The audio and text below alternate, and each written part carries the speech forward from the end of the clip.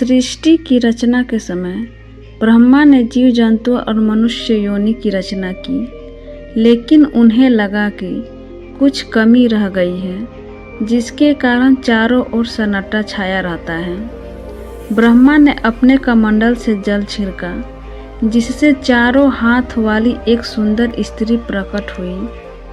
उसी स्त्री के एक हाथ में वीणा और दूसरे हाथ में मुद्रा था, बाकी दोनों हाथों में पुस्तक और माला थी।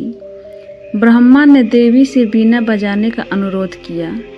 जैसे ही देवी ने वीणा का मधुर नाद किया, संसार के समस्त जीव जंतुओं को वाणी मिल गई।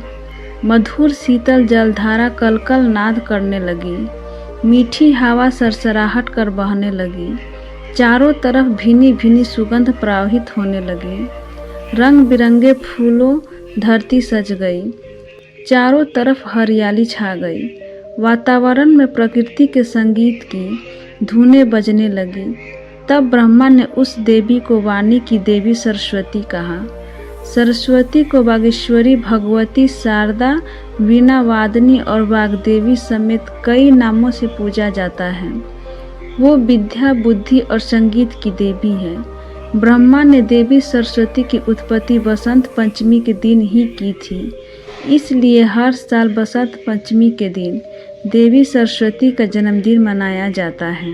हिंदू ग्रंथों और पुराणों के अनुसार ब्रह्मा, विष्णु और महेश को सृष्टि का निर्माता, पालनकर्ता और संहारक माना जाता है।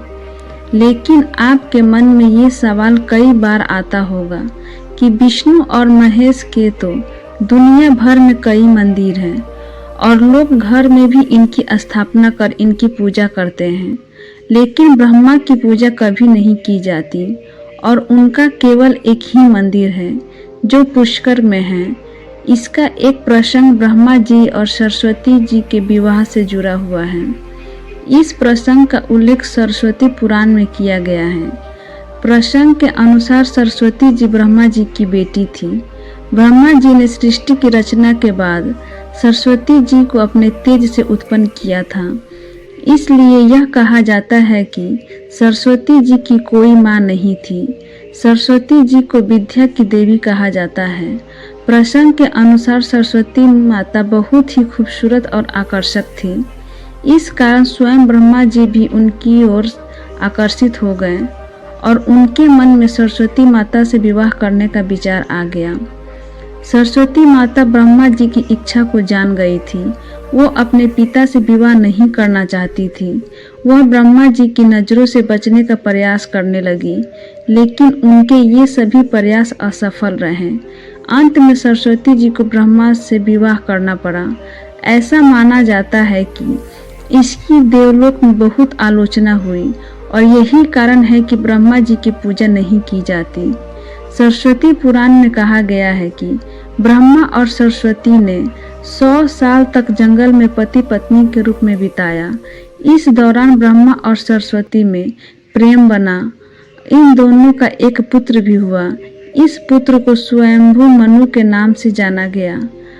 ब्रह्मा और सरस्वती के विवाह को लेकर कुछ और भी प्रसंग प्रचलित है।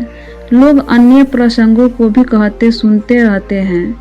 साथ ही अलग अलग प्रसंगों की सत्यता को लेकर अलग अलग दावे भी हैं।